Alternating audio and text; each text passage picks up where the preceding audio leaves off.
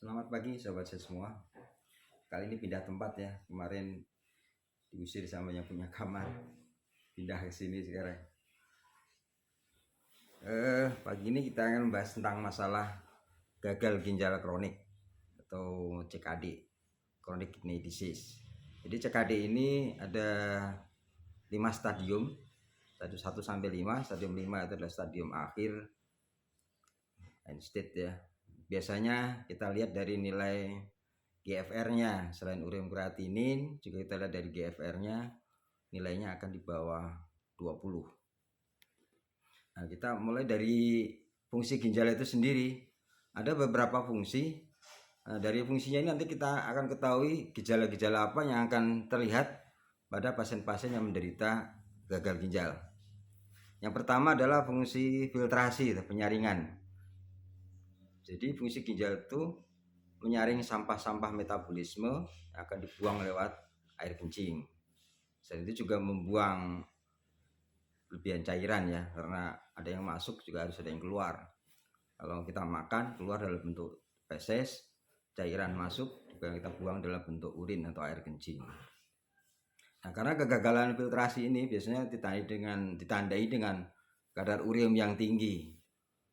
Ketika kadar ureum tinggi, kita akan bisa deteksi biasanya bau mulutnya itu bau amonia, khas banget itu pada penderita gagal ginjal. Dan lama kelamaan karena fungsinya makin menurun, sehingga air kencingnya akan makin sedikit. Bukan bagi saluran kencing ya, kadang karena kencing sedikit itu bukan kok karena ada infeksi itu segala macam, tapi karena memang fungsinya sudah rusak, dia tidak bisa membuang cairan lagi. Makanya jangan heran pada tahap tertentu akhirnya dia tidak akan bisa kencing sama sekali. Nggak usah heran.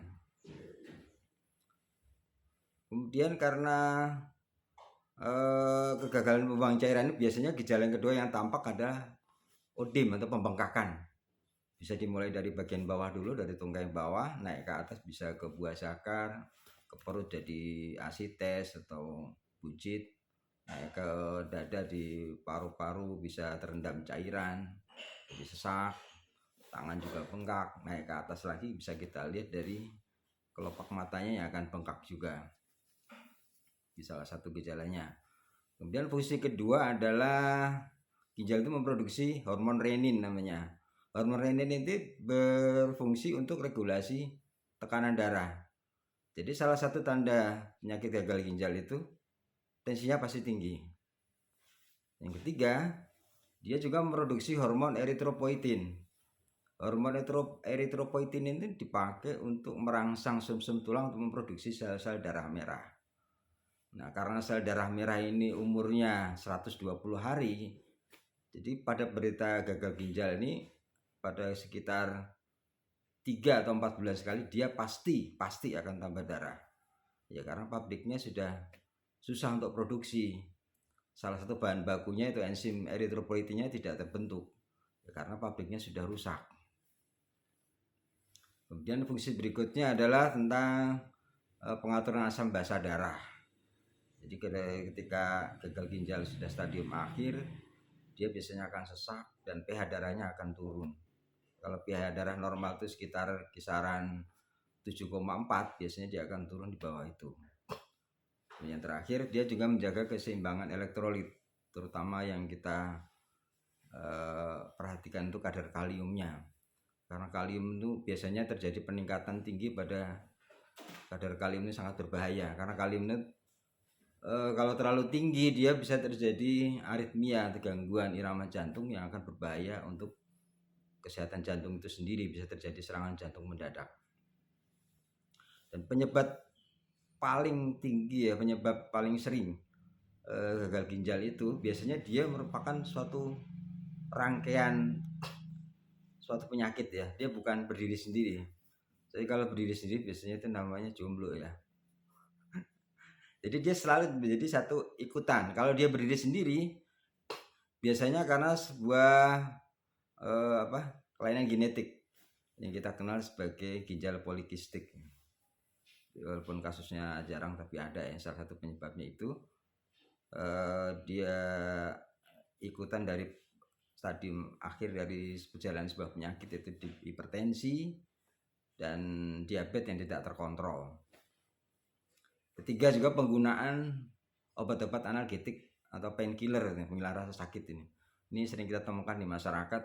Kebanyakan masyarakat itu susah ya kalau masalah kita ngomong masalah penghilang nyeri ini ya. Ada yang dalam bentuk jamu segala macam, ternyata jamu itu juga kadang ditambahi dengan obat-obat analgetik ya. Kalau kita lihat di toko-toko obat itu sering saya lihat ada yang beli obat sendiri, beli obat rematik, kasihlah tiga macam pil, dan salah satunya itu udah kelihatan pasti kelompok steroid. Dan tahu sendiri steroid itu zaman dulu dikenal sebagai obat dewa.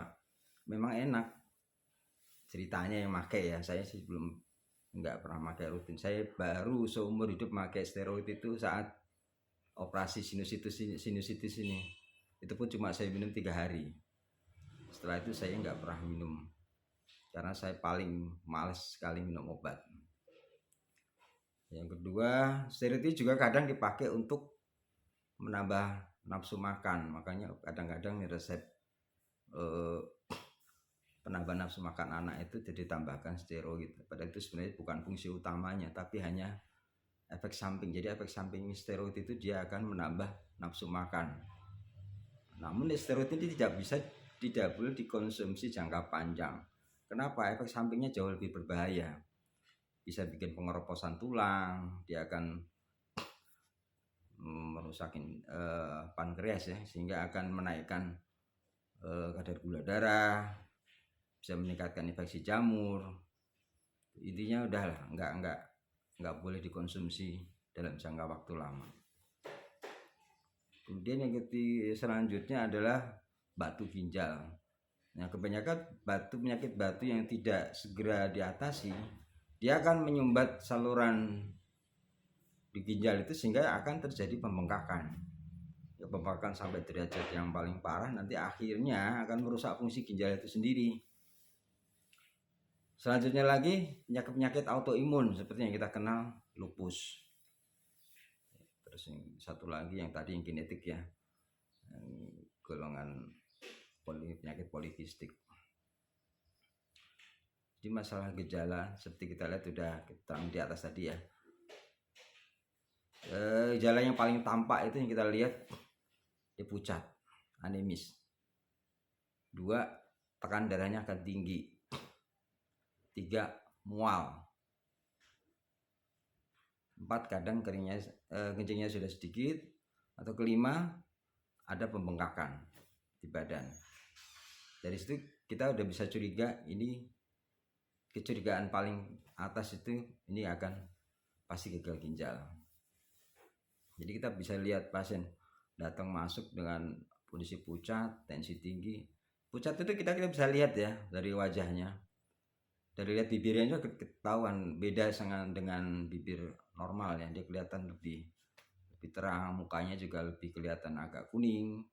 Sklera matanya itu juga kalau dia HB-nya di bawah 7 itu juga tampak agak kuning, tapi kuningnya beda dengan penyakit kuning. Kalau hepatitis itu kuningnya seperti kuning apa itu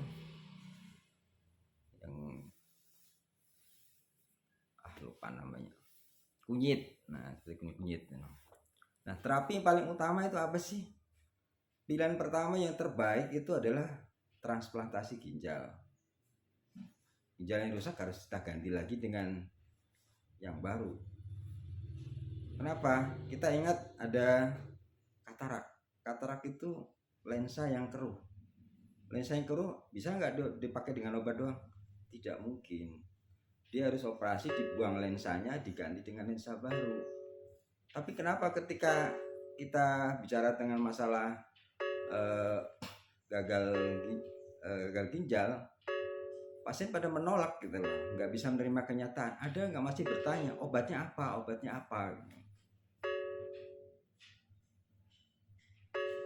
Waktunya udah nggak cukup ya, kita sambung lagi untuk yang akan datang. Terima kasih. Salam sehat.